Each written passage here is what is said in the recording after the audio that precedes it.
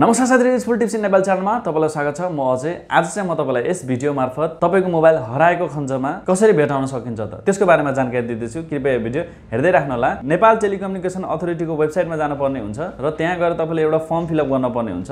जुन form fill up गर्नुभयो भनेदेखि तपाईको मोबाइलमा रहेको कुनै पनि सिमलाई डिएक्टिभेट गरिदिनेछ, मतलब बन्द गरिदिनेछन् नेपाल टेलिकम्युनिकेसन अथोरिटीले। र त्यसैगरी तपाईको मोबाइलमा रहेको आइएमईआई नम्बरलाई पनि उनीहरूले ब्लक गरिदिनेछन्, अथवा यदि त्यो मोबाइलमा कुनै नयाँ सिम राखेर चलाउन खोजियो भनेदेखि जानकारी गराइदिनेछ नेपाल टेलिकम्युनिकेसन अथोरिटीले। आउनुस् अगाडि यो भिडियोमा हेरौँ हामीले कुन फर्म फिलअप गर्नुपर्ने हुन्छ र के कसरी फिलअप गर्ने त। सबैभन्दा पहिला तपाईँ आफ्नो ब्राउजर खोल्नु होला। कुनै पनि ब्राउजर, जस्तो मैले क्रोम खोले।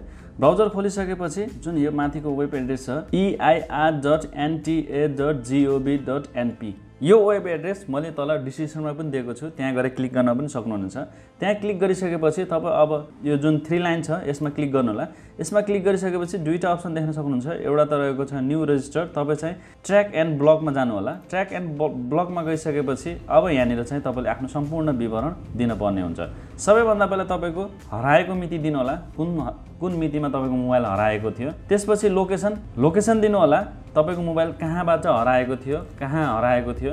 एक्ज्याक्ट नभए पनि त्यही वरिपरिको दिँदा पनि फरक पर्दैन। त्यसपछि अब यहाँनिर आइएमईआई नम्बर दिनुपर्ने हुन्छ। आइएमईआई नम्बरमा टाइपमा चाहिँ तपाईँले यहाँनिर आइएमईआई भनेर सिलेक्ट गर्नु होला। आइएमईआई भनेर सिलेक्ट गरिसकेपछि अब यो तल्लो बक्समा तपाईँले आफ्नो मोबाइलको आइएमईआई नम्बर लेखिदिनु होला, जुन कि तपाईँको मोबाइलको बक्समा पनि हुन्छ र साथै बिलमा पनि हुन्छ। यति गरिसकेपछि अब यहाँनिर मोबाइल नम्बर दिनु होला। जुन मोबाइल नम्बर तपाईँको मोबाइलसँगै हराएको छ, तपाईँको मोबाइलसँगै चोरी भएको छ, त्यो मोबाइल नम्बर दिनु होला। यदि तपाईँको त्यो मोबाइलमा कुनै पनि सिम थिएन भनेदेखि यो चेक मार्कलाई चेक गरिदिनु होला। यदि त्यसमा सिम थियो भनेदेखि तपाईँले यहाँनिर मोबाइल नम्बर लेख्नु होला।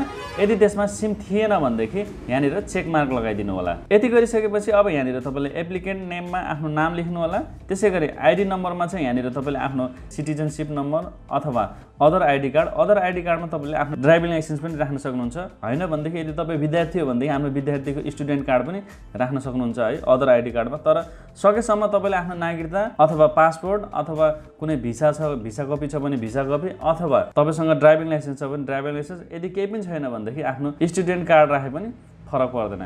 आइडी नम्बर राखिसकेपछि अब एप्लिकेन्ट एड्रेस, तपाईँको एड्रेस यहाँनिर लेख्नु होला, स्थायी ठेगाना। त्यसपछि तपाईँले यहाँनिर कन्ट्याक्ट नम्बर दिनु होला। अब यो कन्ट्याक्ट नम्बर चाहिँ जुन कन्ट्याक्ट नम्बर जुन कि अब यो अहिले चलाइराख्नु भएको छ है, तपाईँलाई केही इन्फर्मेसन मिलिसकेपछि तपाईँलाई कन्ट्याक्ट गर्न मिल्ने नम्बर दिनु होला यहाँनिर, जुन कि सदा चालु नम्बर दिनु होला, मतलब चलिरहेको नम्बर दिनु होला। त्यसपछि अब यहाँनिर चाहिँ तपाईँले इनपुट फाइल नेम दिनु होला। अब तपाईँले यहाँनिर के अपलोड गर्दै हुनुहुन्छ, नागरिकता अपलोड गर्दै हुनुहुन्छ भनेदेखि सिटिजनशिप लेख्नु होला। अदर आइडी कार्ड हैन, अब तपाईको अरु कुनै आइडी कार्ड अपलोड गर्दै हुनुहुन्छ भनेदेखि अदर आइडी कार्ड लेख्नु होला। हैन पासपोर्ट र भिसा अपलोड गर्दै हुनुहुन्छ भने पासपोर्ट भिसा लेख्नु होला। अब के अपलोड गर्दै हुनुहुन्छ त्यसको नाम यहाँनिर लेख्नु होला।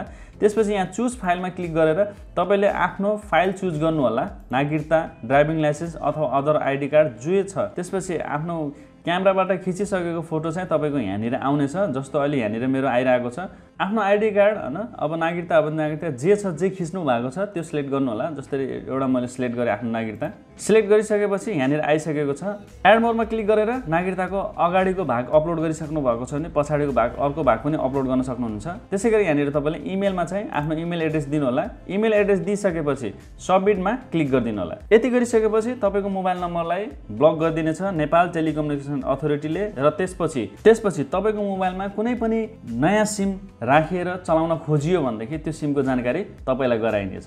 ल त साथीहरु, यो भिडियोमा अहिलेलाई यति नै। यदि यो भिडियो मन पऱ्यो भने कृपया लाइक गर्न नबिर्सनु होला र साथै आफ्नो साथीसँग यस भिडियोलाई शेयर गर्न पनि नबिर्सनु होला। केही सल्लाह सुझावहरु छन् भनेदेखि तल कमेन्ट बक्समा कमेन्ट गरिदिनु होला र युजफुल टिप्स इन नेपाल च्यानललाई चाहिँ सब्स्क्राइब गरिदिनु होला। जय नेपाल, बाइ बाइ।